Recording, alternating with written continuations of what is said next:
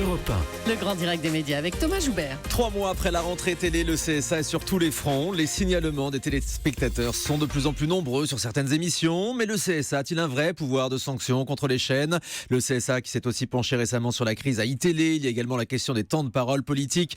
On va voir tous ces dossiers avec le président du CSA qui est l'invité d'Europe 1 ce matin. Bonjour Olivier Schramek. Bonjour Thomas Joubert. Merci d'être avec nous. On va commencer, si vous le voulez bien, par les signalements des téléspectateurs. Tout le monde a la possibilité d'alerter le CSA sur des séquences choquantes que l'on observe à la télévision et dans les médias.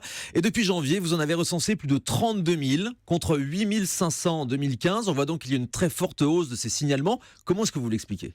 Il y a différentes explications. Tout d'abord, nous avons fait effort pour aller au-devant des téléspectateurs et des auditeurs en utilisant les réseaux sociaux pour diffuser notre signalement qui permet à chacun d'exprimer ses plaintes. D'autre part, il y a une attention plus nette, plus confiante peut-être aussi, à l'action du CSA. Je crois que les auditeurs et téléspectateurs ont besoin d'une autorité de référence. C'est un phénomène que j'assimilerais assez volontiers à celui des lanceurs d'alerte que nous connaissons par ailleurs. Et en même temps, on peut se demander à quoi servent ces signalements, parce qu'on signale donc une séquence choquante au CSA. Qu'est-ce qui se passe après, Olivier Schramek ? Eh bien, nous sommes tenus par la loi. Nous devons commencer par des avertissements, des mises en garde ou des mises en demeure. Si celles-ci ne sont pas respectées, eh bien, les éditeurs s'exposent à des sanctions. Alors attendez, au bout de combien de mises en garde on a le droit à une vraie sanction ? Une mise en demeure suffit dès lors que vous avez recommencé des agissements de même nature durant une période postérieure. Alors on peut prendre des exemples précis, par exemple sur C8, le chroniqueur Jean-Michel Maire qui embrasse les seins d'une jeune femme sur les seins, visiblement contre son gré. Ça fait l'objet de 2500 plaintes, 2500 signalements. Concrètement, qu'est-ce que vous allez faire sur cette séquence ? Eh bien, cette affaire va être examinée demain, mercredi, donc je ne peux pas vous dire ce qu'il en est, mais il est clair qu'une mesure sera prise. Ouais, mais les sages donc se réunissent, vous regardez la séquence sur un grand écran, Oui. vous vérifiez si elle respecte ou non les conventions des chaînes, c'est bien ça ? Tout à fait. Et dans la convention qui a été signée en l'occurrence par la chaîne, il y a des règles relatives au comportement civique, au respect des droits des femmes. Et que risque la chaîne ? Elle risque dans un premier temps une mise en demeure et dans un second temps une sanction. Mais il y a déjà eu des mises en demeure contre cette émission, contre C8, Oui, déjà mais- 5 reprises. Mais comme je vous l'explique, ce n'est pas une mise en demeure à l'égard d'une émission, mais à l'égard d'un manquement. Il faut que le manquement lui-même se renouvelle pour que la sanction puisse être prononcée. C'est la loi qui nous y oblige et le Conseil constitutionnel. Déjà 5 reprises, Touche pas à mon poste a été épinglé par le CSA pour la fameuse affaire des nouilles dans le slip contre un chroniqueur. Vous aviez souligné une forme d'humiliation. Il y a une mise en garde pour la gifle de Joe Star à Gilles Verdès pour non-maîtrise de l'antenne. On ne comprend pas bien à quoi servent ces sanctions qui sont prises, ces mises en demeure. Eh bien, vous l'avez rappelé, il y a déjà eu en effet une mise en demeure et 2 mises en garde. 3 affaires sont actuellement à l'examen du Conseil supérieur de l'audiovisuel. Compte tenu des avertissements qui ont été infligés précédemment, il y a effectivement un risque de sanction. Mais je ne peux pas vous en dire plus Qui peut la aller veille d'une jusqu'où ? délibération. La sanction, ça peut aller jusqu'à la suspension de l'émission ? Ça peut aller jusqu'à la suspension de l'émission. Il y a des sanctions de nature financière également qui peuvent aller jusqu'à des amendes de 3% du chiffre d'affaires. Des amendes donc. Et pourtant, on a l'impression que ça n'impressionne pas spécialement les chaînes. À elle de le dire. Et en même temps, ces séquences, vous pensez qu'elles méritent que vous vous penchiez dessus ? L'affaire des Oui. nouilles dans le slip, par Oui, exemple, ça vole pas très haut quand même. Le CSA doit se pencher là-dessus ?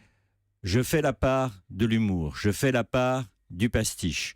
Mais lorsqu'il y a des anomalies, des débordements qui transforment la distraction en avilissement, alors il est légitime d'intervenir. Et là, en l'occurrence, sur l'émission de Cyril Hanouna, Touche pas à mon poste, vous avez l'impression que l'animateur vous cherche un petit peu ? Le Conseil en décidera demain, mais la question est clairement posée. Ça, c'est dit. On vous reproche souvent votre temps d'action entre ce qui se passe à l'antenne et les sanctions. Vous faites en sorte que ça aille vite ? Il s'est beaucoup réduit. Ouais. En règle générale, il est d'environ 2 mois, et il ne faut pas oublier que nous devons c'est une décision que nous avons prise, nous ne sommes pas forcés par le droit, observer une procédure contradictoire de manière à permettre toutes les justifications possibles. Nos décisions seront d'autant plus solides qu'elles auront permis à chacun de s'exprimer. Et c'est vrai que ça va plus vite qu'auparavant. Les propos récurrents d'Éric Zemmour à présent sur les plateaux télé font aussi l'objet de plaintes régulières. Vous avez le pouvoir d'intervenir contre des propos tenus à l'antenne ? Nous allons les examiner demain aussi. Ce que nous regardons, c'est s'il y a eu maîtrise de l'antenne. C'est-à-dire si, à des propos supposés excessifs ou outranciers, celui qui a animé l'émission a apporté la contradiction la plus nette et la plus rapide. Et s'il a gardé le contrôle et la maîtrise de son antenne, effectivement. Alors sur la grève à iTélé, le CSA s'est exprimé. Il y a eu 2 mises en demeure adressées à iTélé pour manquement aux exigences d'honnêteté et de rigueur dans la présentation de l'information. Une autre relative à l'absence de fonctionnement du comité éthique qui était pourtant prévu dans la convention de la chaîne. En revanche, il était impossible, Olivier Schramet, que le CSA se prononce sur le fond de la grève. D'abord, je voudrais dire que ces 31 jours de grève se terminent sur un sentiment de tristesse.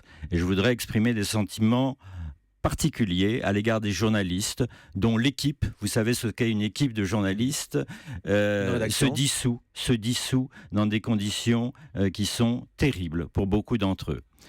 Tout ne peut pas s'acheter avec de l'argent. Mais bien entendu, les problèmes d'argent sont au centre des conflits sociaux. Ils ne sont pas de notre compétence. En revanche, nous avons une compétence déontologique et nous l'avons exercée. Nous avons demandé à ce qu'un comité d'éthique soit reconstitué. J'ai reçu hier des indications provenant de la chaîne iTélé. Nous sommes en train de les examiner et notamment de vérifier qu'elles sont conformes au principe d'indépendance qui est en quelque sorte consubstantielle à l'existence d'un comité d'éthique. Pas d'éthique respectée sans indépendance reconnue. Vous avez la garantie que le groupe Canal+ respecte ses engagements, de respecter sa convention, de ne pas transformer iTélé en chaîne de divertissement ? S'il arrivait, pour l'instant, M. Vincent Bolloré a clairement dit que ce n'était pas son intention. Mais s'il arrivait qu'en effet, l'on vienne à confondre information et divertissement, alors ce seraient les conditions mêmes de la chaîne qui se trouverait modifiée substantiellement et des sanctions seraient encourues. On a encore 2 dossiers à voir. Il paraît que vous avez reçu une pétition contre l'émission Super Nanny, une association d'aide à la parentalité qui estime que l'émission de NT1 place les enfants dans des situations dégradantes. Vous allez faire quelque chose ? Alors, plus exactement, nous avons reçu nous-mêmes des dizaines de plaintes. Cette question va être examinée après visionnage, comme vous l'avez rappelé. Et si effectivement il s'avérait que l'image des parents et des enfants ne correspondait pas aux exigences de la chaîne, nous prendrions des mesures. Là encore, donc des sanctions, mais pas le pouvoir de faire annuler cette émission, par exemple. Pas dans un premier temps et après procédure contradictoire. Sur la question des temps de parole politique, maintenant, je rappelle que c'est le CSA qui est chargé de veiller au respect de ces temps de parole et au pluralisme. Sur la campagne de la primaire à droite, vous n'avez constaté aucun déséquilibre, tout s'est bien passé dans les médias ? Je voudrais d'abord signaler à quel point les relations ont été excellentes avec la haute autorité des primaires. Les communications sont passées entre nous et eux. Ils n'ont adressé eux-mêmes aucune plainte au CSA. Nous avons soigneusement vérifié qu'il n'y avait pas de déséquilibre. Nous avons adressé très récemment des courriers aux chaînes.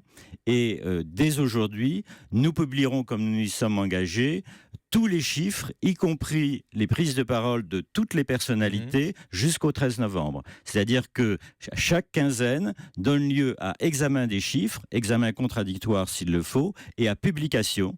Ces données sont ouvertes et avec tout logiciel le plus simple qui soit, on peut reconstituer des agrégats d'opinion et de personnes. Et il y aura un rééquilibrage de la parole à gauche. Beaucoup de téléspectateurs se demandent parce qu'il y a eu énormément de prises de parole à droite. C'est normal pour couvrir cette primaire. Il y aura un rééquilibrage ? Nous avons dès d'abord défini une période qui va du 1er août au 1er février. Cela permet de faire des compensations.